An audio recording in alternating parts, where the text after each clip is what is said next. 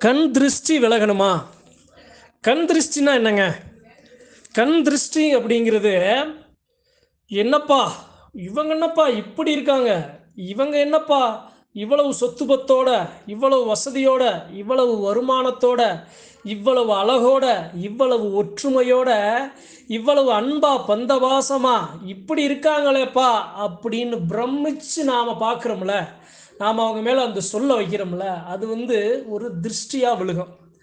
அந்த திருஷ்டி என்ன பண்ணும் அப்படின்னா, நாளுக்கு நாள் 1 ஆளு, 2 ஆளு, 3 ஆளு, ஒரு 10, 15, 20 பேர் அத சொல்ல சொல்ல அந்த திருஷ்டியானது அப்படியே வளர்ந்துக்கிட்டே போகும்.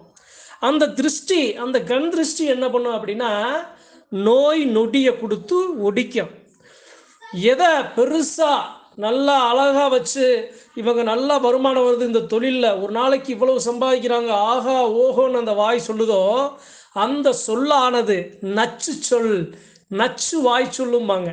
அந்த சொல்லானது அந்த இடத்துல கண் திருஷ்டியா மாறி, அங்கே அதிக வருமானம் அந்த தொழில்ல விருத்தி இல்லாம அந்த இடத்துல தொழில் வருமானம் குறையும். இது தொழிலுக்கு. உடல்ல என்னப்பா இவங்க இவ்வளவு, அதாவது மருத்துவமனைக்கே போகாம இவ்வளவு அழகா இவங்களுடைய உடம்பை பார்த்துக்கிறாங்களே, இவங்களே எல்லாம் ரொம்ப சித்த வைத்தியத்தில் எல்லாம் தெரிஞ்ச அந்த உணவுகளில் சாப்பிட்டு இவங்க ரொம்ப ஆரோக்கியமாக இருக்காங்களே அப்படிங்கிற உடல்நிலை, உடல்கள் மேலே வைக்கிற அந்த கண் திருஷ்டி நோய் நொடிகளை உருவாக்கும். இது மாதிரி எல்லாத்துக்கும் இருக்குங்க.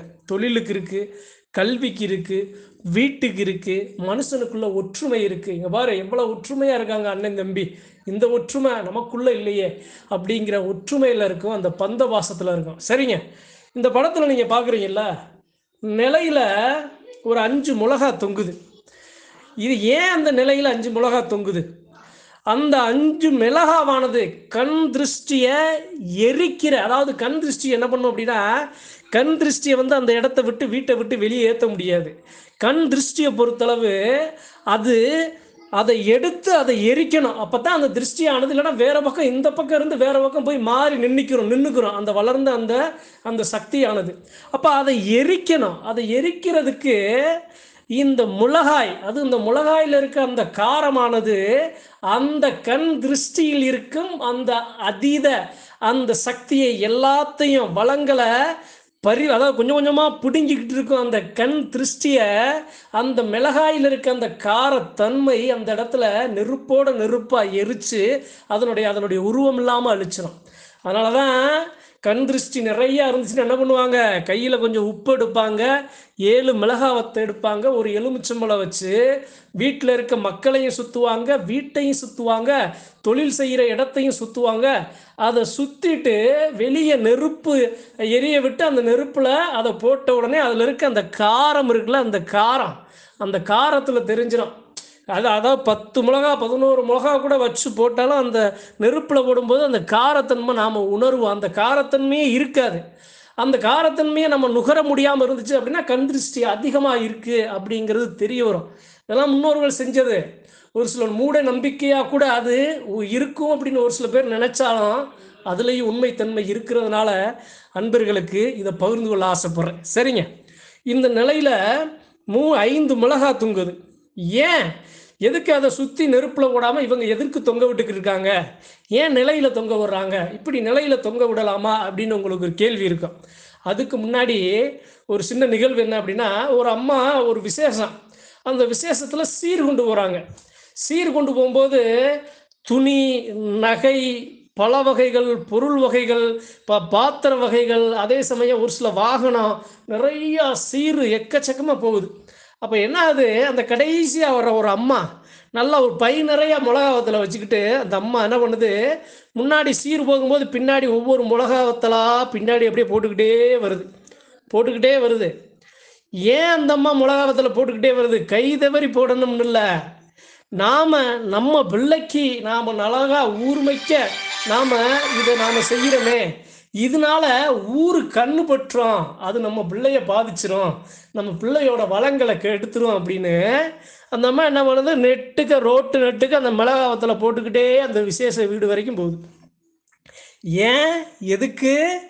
எப்பா இங்கே வாருப்பா எப்படி சீர் கொண்டு போகிறாங்க, இவ்வளவு கொண்டு போகிறாங்கன்னு பார்த்த அந்த கண், அந்த நச்சு பார்வையானது, என்ன மிளகாவத்தில் கீழே போட்டு போகிறாங்க, ஏன் இப்படி போகிறாங்க, அந்த காரத்தன்மையை பார்க்கும்போது அந்த நச்சு பார்வை அந்த புகழ்ந்ததுக்கு, அந்த புகழ்ந்ததை அவங்ககிட்ட இருந்து அது பறிச்சுக்கிறோம். யாரு? அந்த மிளகாவத்தை. அப்போ அந்த பார்வை, அந்த திருஷ்டி பார்வையானது அவங்களுக்கு படாது.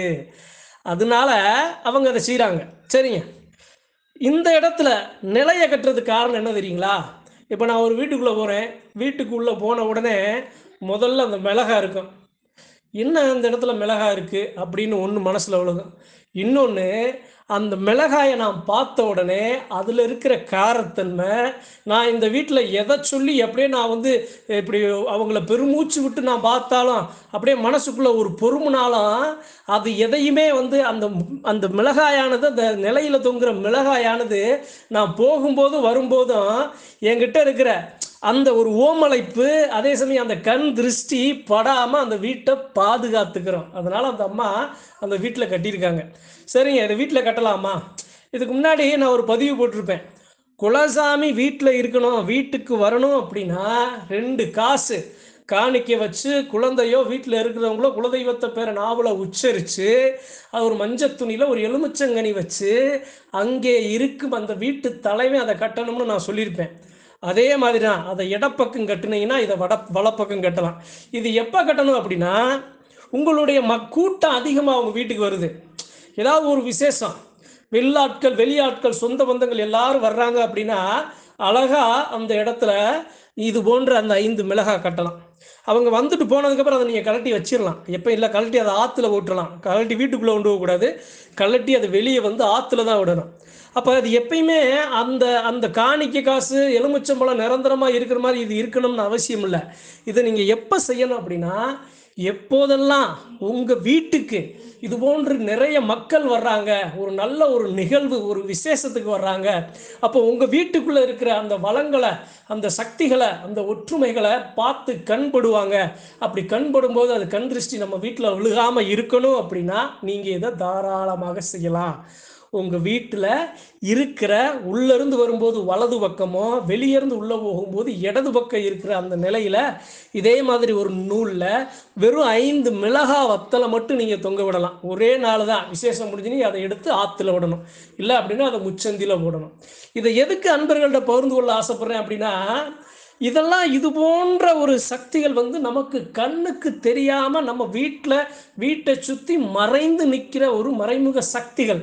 அந்த சக்திகளை எடுக்கிறது, அந்த சக்திகள்லேருந்து நம்மளை காக்கிறது இது போன்று கண் திருஷ்டி கொண்ட குல தெய்வங்கள், அதே சமயம் நம்முடைய முன்னோர்கள் நமக்கு கற்றுக் கொடுத்த இது போன்று வைத்தியங்களால் மட்டுமே அந்த மறைந்து இருக்கும் சக்திகளை கண்டறிந்து ஒழிக்க முடியும் என்பதற்காக நான் அறிஞ்சது அன்பர்கள்ட்ட பகிர்ந்து கொள்ள ஆசைப்படுறேன். நன்றி, வணக்கம். மற்றும் ஒரு பதிவில் சந்திப்போம்.